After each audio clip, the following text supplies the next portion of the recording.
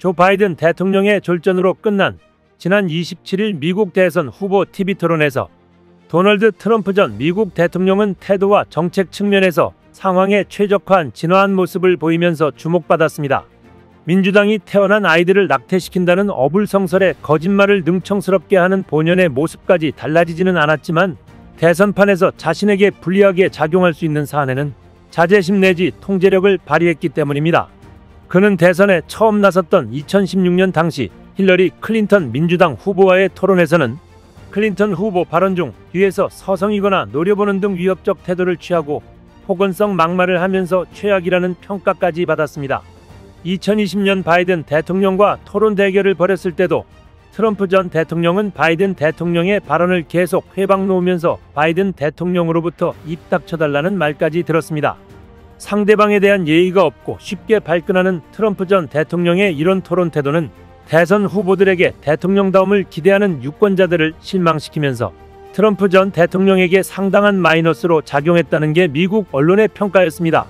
이런 이유로 바이든 대통령은 토론에서 고전하자 막말로 트럼프 전 대통령을 계속 자극했으나 트럼프는 여기에 말려들지 않았습니다.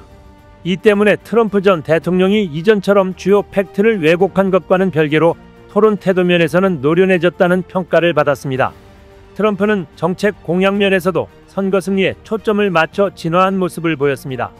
정책 이슈 가운데 자신에게 유리한 것으로 평가되는 인플레이션을 비롯한 경제, 불법 이민 대응 등에는 초강경 태도를 유지하면서 반대로 바이든 대통령의 지지층을 결집시킬 수 있는 낙태 문제는 로우키를 고수했다는 점에서입니다.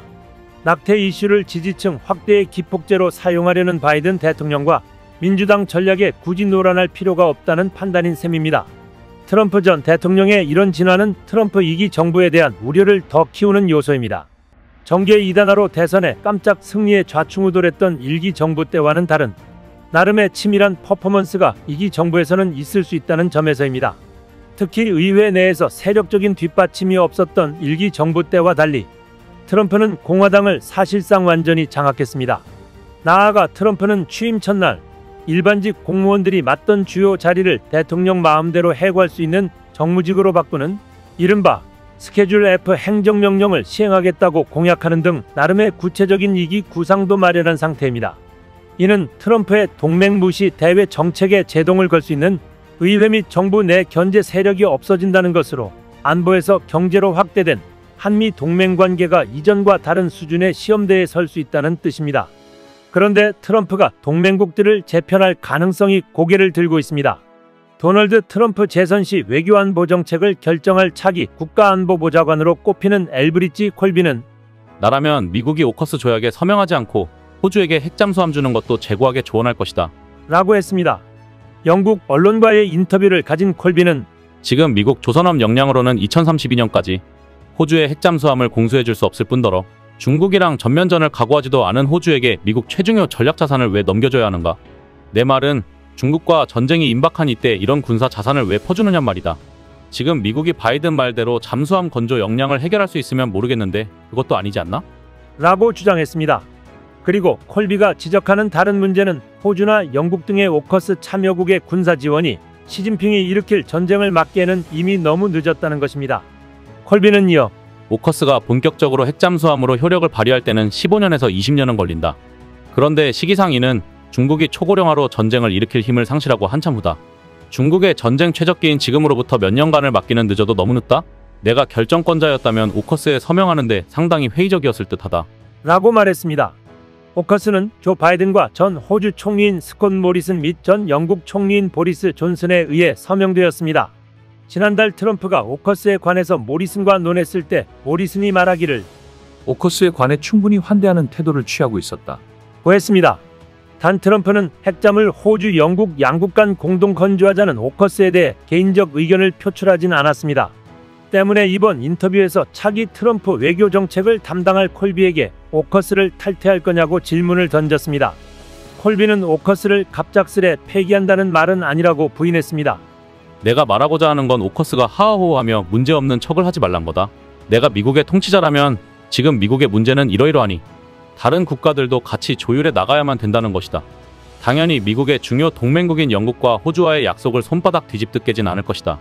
그러나 전 영국 해군 참모총장인 알란 웨스트는 오커스에 대한 어떠한 비판도 악영향을 끼칠 수 있다. 이런 말은 중국도 들을 것이기 때문이다. 그리고 동맹국들에 대한 전력 평가 등은 현재 관계에 안 좋은 쪽으로 변화를 자아낼 것이다. 라고 지적했습니다. 이어 그는 중국의 압도적 존재감에도 불구하고 미국은 여전히 세계를 주도하는 거대 플레이어다. 솔직히 말해 영국은 국력상으로 미국에 비하면 소국에 불과하다. 미국은 끔찍할 정도로 영국에게 중요하고 미국의 의중을 제대로 파악하는 건 영국에게 너무너무 중요하다. 영국 왕립대학교의 전쟁학 교수로서 동아시아 전쟁 및 군사를 가르치는 오커스 전문가인 알레시오 파탈라노는 콜비의 현실주의에 대해 비판했습니다. 그의 발언은 신뢰를 가져다주지도 못했고 미국의 조건에 맞지 않으면 동맹국들을 방기하겠다는 말이나 마찬가지다. 게다가 오커스 관련 코멘트도 모순적이기 짝이 없다. 콜비는 오커스 탈퇴에 대해 신중해야 한다고 말해놓고선 다른 한편으로는 오커스에서 이루어질 협력에 대해 장담을 못하겠다고 한다. 그러나 파탈라노가 우려하는 진짜 지점은 콜비가 기존까지 미국과 동맹국 간 공유하는 가치를 뒤흔들 수 있는 말을 함으로써 가져올 국제정치에서의 파장입니다. 즉 트럼프 2기 정부는 기존 유럽과의 인종적 문화적 연결고리나 앵글로색슨 향후회라 불리던 유대감보다 현실적으로 미국에게 얼마나 군사적 경제적 지원이 가능한지에 따른 동맹 및 외교관계 재편을 주장하고 있다는 점입니다. 그런 면에서 한국은 트럼프에게 있어 재발견한 보물 같은 존재일 것입니다. 특히 조선업에 있어서 더욱 그러합니다. 지난해 기준 글로벌 선박수주 점유율이 중국 59%, 한국 23%, 일본 13%인 반면 미국은 0.04%에 그칠 만큼 조선업이 쇠락했습니다. 결국 중국과 대립 중인 미국 입장에선 취약해진 자국 조선업 역량에 따른 군함 건조 및 MRO 사업 위축을 주요 동맹국이면서 중국에 대적할 세계 2위의 조선업을 갖춘 한국으로부터 벌충할 필요성이 커진 것입니다.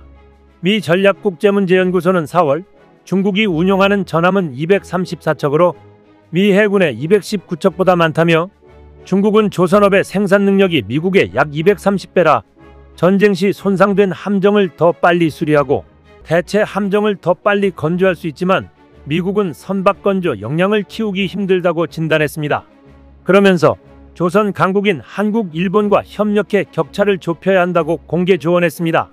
실제 지난 2월엔 방한한 카를로스 델토로 미 해군성 장관은 한화그룹의 이번 필리 조선소 인수에 대해서도 성명을 통해 획기적인 사건이라며 환영의 뜻을 밝혔습니다. 전문가들은 K조선이 올해 1,500억 달러, 약 209조 원에서 2029년 2,300억 달러, 약 320조 원으로 53.3% 성장할 글로벌 함정시장, 그리고 같은 기간 10.1% 성장할 글로벌 함정 MRO 시장에서 높은 비중을 차지하는 미국 진출을 계속 적극 모색해야 한다고 조언합니다. 한 전문가는 미국 조선업은 장기간 쇠퇴의 미 정부의 전폭 지원에도 회복이 쉽지 않을 것이라며 미국의 중국 조선업 제재까지 더해 한국 기업들이 반사이익을 얻을 수 있는 기회라고 분석했습니다. 한국 없이 해군력에서 중국에 대항할 수 없는 상황이라 트럼프가 정치 경제적 아니면 사업가적 관점에서 봤을 때 한국의 핵잠을 허용하면서 다수의 한국 기업들이 진출해 미 군함 시장을 장악할 가능성이 높아지는 상황입니다. 이상 시온TV였습니다.